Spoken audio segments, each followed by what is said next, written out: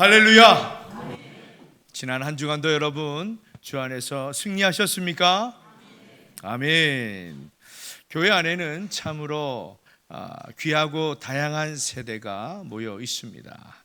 학업과 진로 그리고 이 정체성에 대해서 막연함이 있는 우리 청소년들, 그리고 이제 막 사회생활에 첫 발을 디디며 불투명한 이 앞날을 고민하는 청장년들, 가장 치열한 삶의 현장에서 자녀 교육과 또한 노후 준비라는 무거운 짐을 어깨에 짊어진 중장년들, 그리고 인생의 황혼기에 접어들어서 정말 지나간 세월을 추억하며 천국을 소망하시는 우리 어르신들이 계십니다.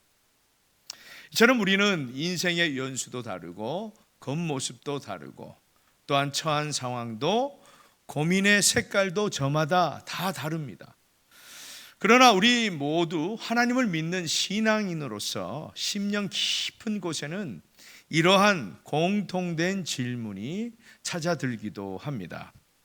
지금 내 믿음은 정말 괜찮을까? 이 험한 세상에서 끝까지 믿음을 지키면서 살아갈 수가 있겠는가?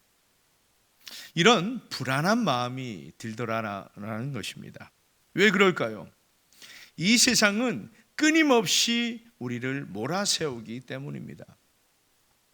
학교에서는 더 좋은 성적을 내라고 압박합니다. 직장에서는 상사의 기대와 실적 사이에서 쉴 틈이 없습니다. 가정에 돌아오면 또한 부모로서의 역할을 잘 감당해내야 합니다. 그런데 문제는 이렇게 달려가는 동안 우리의 몸과 마음은 점점 지치게 된다라는 것입니다. 번아웃 되는 것입니다. 그래서인지 몸은 적신호를 보내면서 이제 좀 쉬어야 한다, 쉼을 가져야 한다 그렇게 외치지만 세상은 오히려 더 빠르게 더 열심히 살라고 등을 떠내밉니다.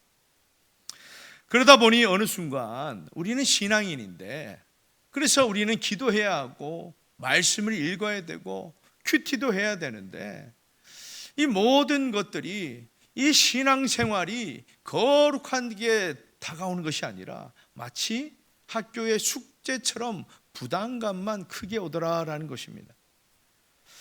그러다 보니 제일 우선순위가 되어야 할 이 신앙의 자리가 우리 인생의 가장 밑으로 뒤처지는 모습을 우리가 보게 되죠. 그래서 신앙생활이 즐겁지 않습니다. 행복하지 않아요. 하나님과의 만나는 시간이 아니라 너무나 세상의 스트레스와 마찬가지로 압박을 주는 그런 부담만 가지게 되는 것입니다. 하지만 오늘 말씀은 그런 우리에게 다시 방향을 돌려줍니다. 세상살이가 여전히 분주하고 힘들지라도 먼저 나는 누구인가를 기억하고 그 정체성 위에서 억지로 하는 것이 아니라 오직 믿음으로 살아가라, 그렇게 격려하는 말씀입니다. 그러므로 오늘 말씀을 통해서 바쁘고 지친 이 현실 속에서도 우리를 향해 부르시는 하나님의 그 음성을 분명히 들을 수 있기를 주님의 이름으로 축복합니다. 오늘 말씀의 배경을 보면 이 유대계 그리스도인들은 매우 현실적인 고난 속에 있었습니다. 그들이 유대교에서 기독교로 개종했다는 이유만으로 그들은 유대 사회에서 불법적인 그런 존재가 되고 말았습니다. 그래서 그 결과 두 가지 핍박을 크게 받고 있었습니다. 한 가지는 재산을 빼앗기고 사회적 지위를 잃는, 그러니까 경제적으로 사회적으로 큰 손실을 보게 되었습니다. 다른 하나는 이 신앙 자체를 문제 삼아서 불법으로 간주했기 때문에 육체적인 고난과 생명까지도 위협을 받게 되었습니다. 그러니 여러분, 이런 상황에서 어떻게 더 신앙생활을 할 수 있겠습니까? 어떻게 더 하나님을 찬양할 수 있겠냐 이 말이죠. 다시 유대교로 돌아갈까? 이런 갈등과 이런 고민이 엄청났을 것입니다. 그런데 여러분, 이런 모습이 결코 그 당시 상황만은 아닙니다. 저와 여러분도 세상살이가 버겁고 힘이 들 때에 말씀을 더 붙들어야지, 더 기도해야지, 이런 마음보다는 어떻습니까? 오히려 믿음을 저 뒤로 미루고 내려놓으려 할 때가 참 많죠. 첫 주, 또 두 번째 주, 셋째 주 오지 않아서 전화를 겁니다. 성도님, 집사님, 혹시 무슨 일이 있습니까? 아니요, 그건 아니고 제가 좀 일이 많고 좀 할 일이 많아서 조금 쉬도록 하겠습니다. 이런 분들이 많으세요. 참 우리가 신앙생활을 해야 정말 그것이 신앙이 우선순위가 돼야지 사실 우리가 추구하는 그 행복이 온전히 이루어질 수 있습니다. 그런데 거꾸로 된다면 우리는 계속 행복은 추구하지만 항상 그 먼 그 발자취에서 행복을 바라볼 수밖에 없는 것이죠. 사랑하는 여러분, 그래서 이 오늘 본문 38절에서 보면 하나님은 이렇게 말씀하십니다. 나의 의인은 믿음으로 말미암아 살리라. 놀라운 것은 하나님이 우리를 말씀하실 때에 나의 의인 이렇게 말씀하십니다. 여기서 의인이라는 것은 행위가 의롭거나 완전함을 뜻하지 않습니다. 하나님의 말씀을 믿고 그 말씀에 근거하여서, 그 믿음에 근거하여서 살아가는 사람을 말합니다. 다시 말해서 구원받아서 새 생명을 얻은 사람을 말합니다. 내가 의롭게 살아가서가 아니에요. 내가 믿음을 잘 지켜서도 아닙니다. 오직 예수 그리스도의 그 보혈로 하나님이 우리를 의인 이렇게 선언하시고 택하여 주신 은혜입니다. 그렇다면 의인은 어떻게 삽니까? 내 실력이나 내 학벌이나 내 재산이나 내 열심으로 버텨내며 사는 것이 아닙니다. 오직 무엇으로요? 믿음으로 사는 것입니다. 믿음은 그리스도인이 이 세상을 살아가게 하는 원동력이 됩니다. 그리고 삶을 지탱하는 기둥처럼 근거가 되는 겁니다. 왜 그렇습니까? 믿음은 단순히 지금의 고난을 견디게 하는 그 힘을 넘어서 우리를 영생에 이르게 하는 길이기 때문입니다. 유일한 길이에요. 다른 방법은 없어요. 그런데 이 믿음은 어디서 왔습니까? 에베소서 2장 8절에 보면 분명히 말씀하죠. 우리 함께 고백합니다. 너희는 그 은혜에 의하여 믿음으로 말미암아 구원을 받았으니 이것은 너희에게서 난 것이 아니요 하나님의 선물이라. 아멘. 여러분, 이처럼 믿음은요, 내가 만들어내는 그런 인위적인, 다시 말하면 불안한 것이 아닙니다. 하나님이 주신 온전한 선물이다라는 말씀입니다. 그래서 지금 내 믿음은 과연 이대로 괜찮을까? 나는 천국 갈 수 있을까? 이런 이 근본적인 신앙의 문제에서 우리는 벗어날 수 있는 거예요. 우리는 불안할 필요가 없습니다. 왜요? 우리의 믿음이 연약해도 그 믿음을 주신 하나님은 절대로 연약하지 않다라는 사실입니다. 내가 주님의 손을 꽉 잡고 있는 것 같지만 사실은 하나님이 우리의 손을 꽉 잡고 계신 겁니다. 여러분, 우리가 힘이 빠져서 손을 놔 보십시오. 하나님도 손을 놓으십니까? 아니요. 우리의 손을 더 꽉 잡아 주시는 분이 바로 하나님이십니다. 여러분 믿습니까? 어떤 어르신이 이런 걱정을 하세요. 나이가 드시니까 기억이 가물가물합니다. 그래서 목사님, 제가 더 나이가 들어서 하나님을 잊어버리면 어떻게 됩니까? 그래서 말씀드렸어요. 어르신, 걱정하지 마십시오. 우리는 혹 하나님을 잊을 수 있지만 하나님은 결코 우리 어르신을 잊지 않으십니다. 하나님은 이사야 49장 15절에서 이렇게 말씀하십니다. 그들은 혹시 잊을지라도 나는 너를 잊지 아니할 것이다. 할렐루야. 여러분, 38절 후반부는 믿음에 대한 경고를 하고 있습니다. 뒤로 물러가면 내 마음이 그를 기뻐하지 아니하리라. 뒤로 물러간다라는 말은 바로 믿음을 포기한다라는 말입니다. 그래서 읽지는 않았지만 26절에도 보면 엄중한 경고가 나옵니다. 진리를 아는 지식을 받은 후 짐짓 죄를 범한 즉 다시 속죄하는 제사가 없고, 여기서 짐짓 죄라는 것은 우리가 연약해서 실수하는 그런 죄가 아닙니다. 고의로 의도적으로 하나님을 거역하는 태도를 말합니다. 그러니까 구원의 진리를 명확하게 알고 있고 주님의 사랑을 확실히 체험했음에도 불구하고 구원의 감격과 그 은혜를 잊어버리는 오만한 태도를 경고하고 있는 것입니다. 젊은 세대들은 세상에서 성공하려고 얼마나 노력합니까? 어떻게 하면 내가 성공할 수 있을까? 어떻게 하면 저 사람처럼 부와 영화를 누릴 수 있을까? 그런 생각들을 참 많이 합니다. 그래서 가끔 세상 방식과 타협하고 싶을 때가 있습니다. 그런 유혹이 얼마나 많겠어요. 그래서 이런 생각이 드는 것이죠. 남들도 쟤도 예수 믿는다고 하면서 편법 다 쓰는데 내가 뭐라고 그냥 유별나게 믿음 생활 해야 되냐, 그렇게 믿음을 저버립니다. 죄라는 것을 알지만 이 합리화를 시키는 유혹에 빠질 때가 참 많더라는 겁니다. 그리고 중장년 성도들은 인생의 고난, 인생의 어려움, 인생의 위기를 경험할 때에 이런 마음이 들죠. 하나님, 왜 하필 나에게 이런 고난을 주십니까? 제발 좀 하나님 나를 구원해 주세요. 이런 불평이 듭니다. 다시 말하면 믿음이 흔들릴 때가 있다라는 것입니다. 그런데 여러분, 우리가 기억해야 됩니다. 우리가 받은 이 구원에 대해서, 이 구원의 가치에 대해서 우리가 명확하게 한번 생각해야 됩니다. 여러분, 우리가 받은 이 구원은 절대 값싼 것이 아닙니다. 저렴한 것이 아니에요.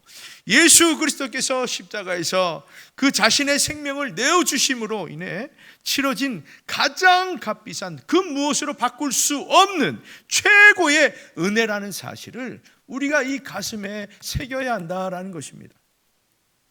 그래서 세상의 성공이나 이 인생의 고난 때문에 쉽게 이 믿음을 포기하거나 흔들리게 되는 그런 경우가 있다면 우리는 예수 그리스도의 그 희생을 정말 허투루 생각하는 것이에요.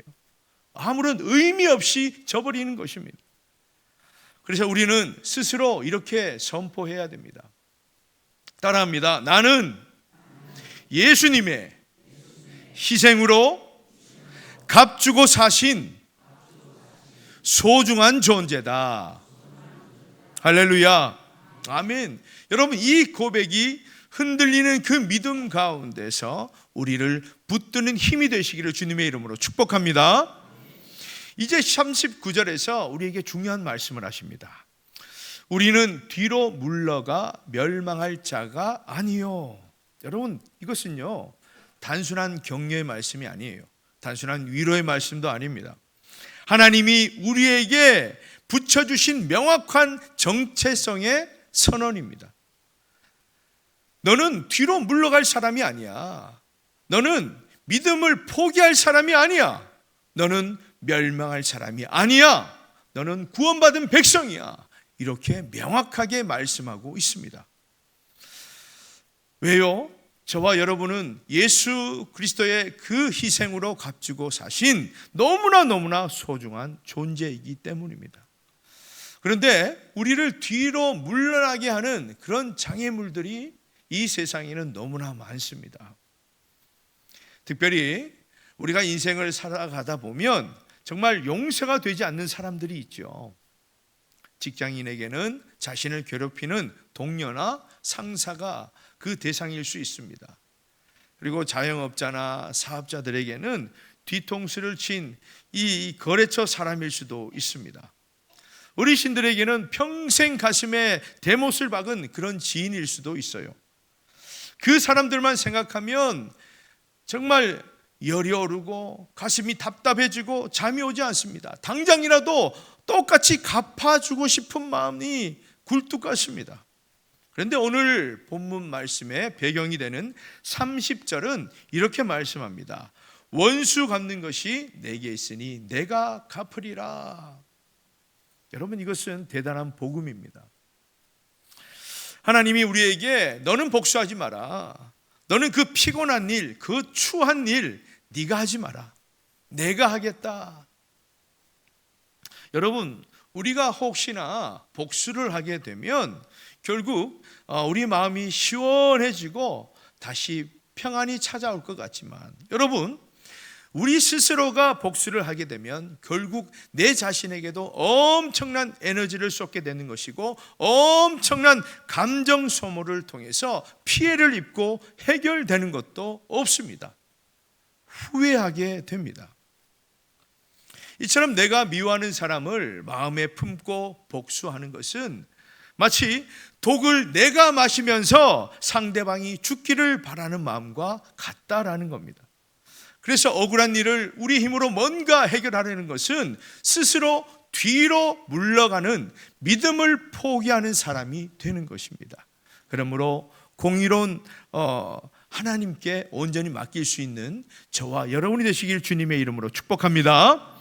또한 우리를 뒤로 물러게 하는 것 중에 하나가 예수를 믿으면, 하나님을 섬기면 우리의 고난이 다 물러갈 것이다 라는 착각, 오해입니다.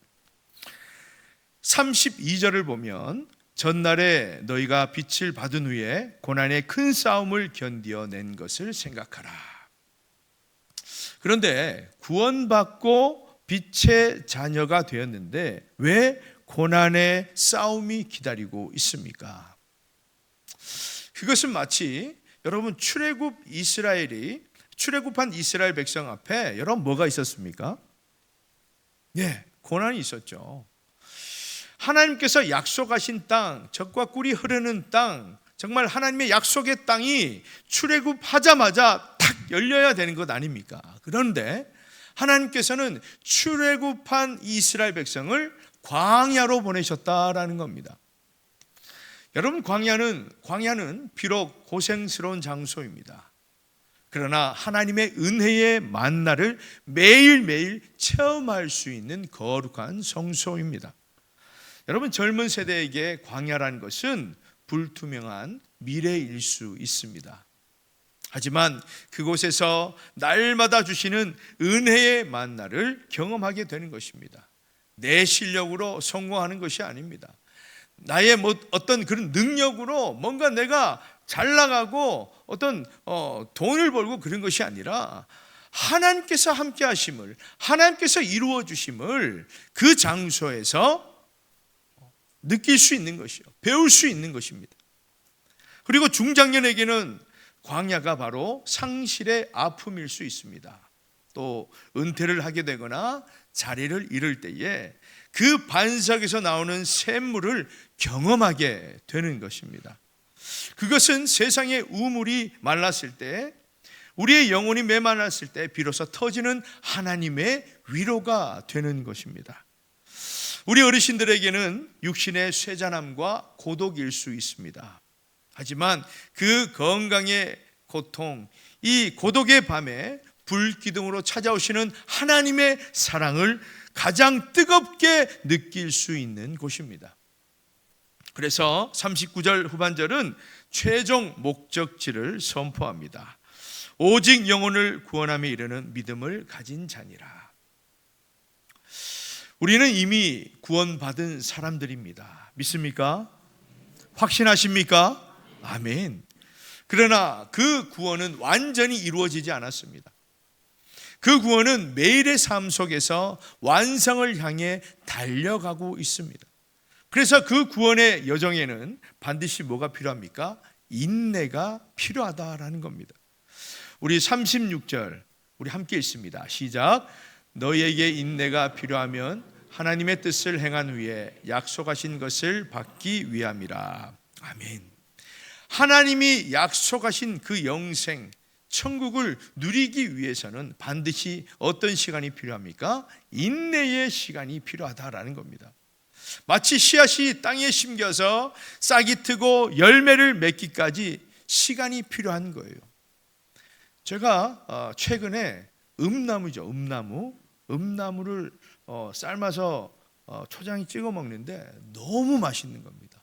쌉싸리한 게 너무나 맛있는 거예요. 그래서 오늘도 따고 내일도 따려고 또 갔더니 나지 않았습니다. 너무 안타깝더라고요. 여러분, 씨앗의 입장에서 보면 흙 속에 묻혀 있는 시간은 뭡니까? 어둡고 답답합니다. 어쩌면 내가 여기서 죽는 것 아닌가, 사라지는 것은 아닌가, 그런 위협을 느낄 때도 있습니다. 그런데 그 과정은요, 죽음이 아니라 생명의 시작이다라는 겁니다.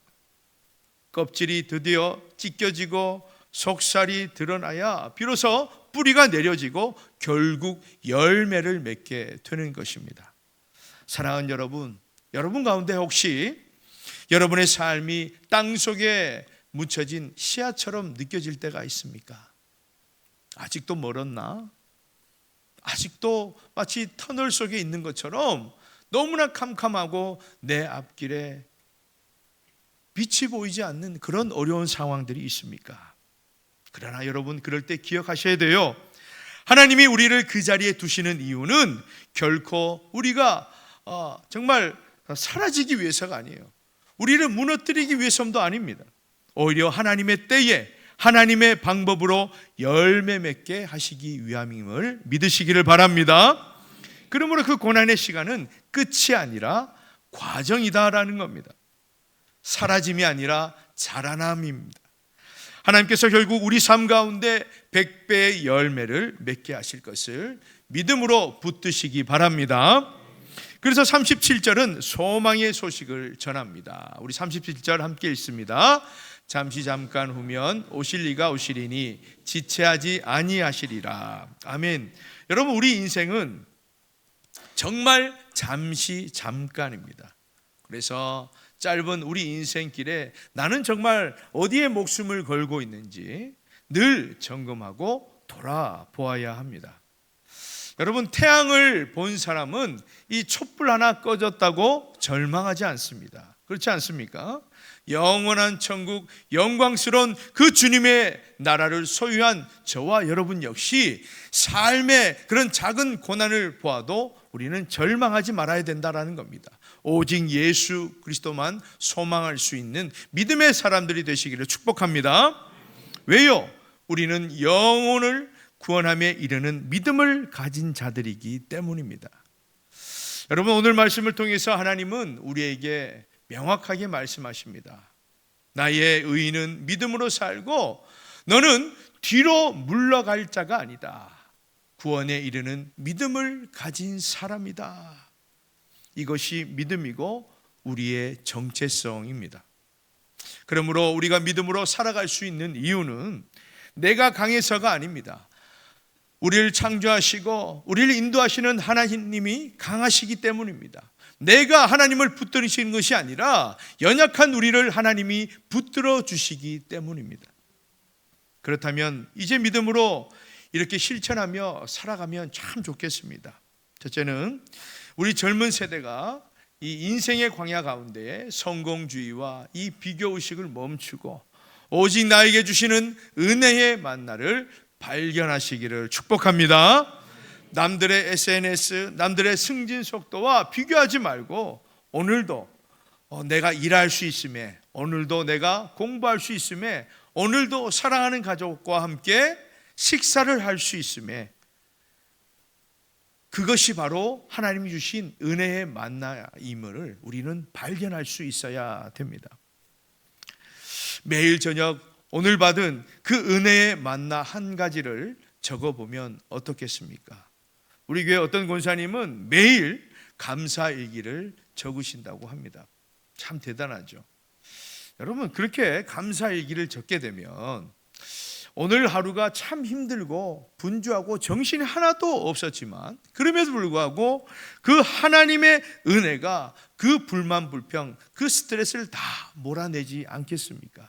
그래서 한 가지라도 좋으니까 감사일기를 다들 한번 적어보시기를 축복합니다. 그리고 중장년 세대는 마음의 원통함과 노후를 하나님께 온전히 맡기고 평안을 선택하시기를 바랍니다. 평생 나를 힘들게 했던 그 응어리짓던 마음들, 억울한 일들을 기도하고 불투명한 나의 노후까지도 모두 누구에게 맡겨야 돼요? 은행에 하나님께 맡기시고 가족과 이웃과 지인들과 사랑하면서 화해하고 화목하고 무엇보다 평안함으로 채우시기를 주님의 이름으로 축복합니다. 그리고 우리 어르신 세대는 천국의 소망을 매일 노래하시기를 바랍니다. 우리 어르신들 기억해 보십시오. 제가 샬롬 신방할 때에 백발은 뭐라고 했습니까? 그렇죠. 영화의 면류관이다 이렇게 말씀드렸습니다. 제 말이 아니라 성경에 나와 있습니다. 나이가 들면서 육신이 약해지는 것은 뭡니까? 불행입니까? 이상한 겁니까? 그렇지 않습니다. 자연스러운 하나님의 창조 질서의 원리입니다. 그리고 동시에 의의 면류관을 받으러 가는 준비 과정이다라는 겁니다. 그러므로 여러분, 우리 어르신들 슬퍼하지 마시고 이상하게 생각하지 마시고 불행하다 생각하지 마시고 매일 찬송을 부르며 천국을 소망하시기를 바랍니다. 잠시 세상에 내가 살면서 항상 찬송 부르다가 날이 저물어 오라 하시면 영광 중에 나아가리. 열린 천국문 내가 들어가 세상 짐을 내려놓고 빛난 면류관 받아 쓰고서 주와 함께 길이 살리. 아멘.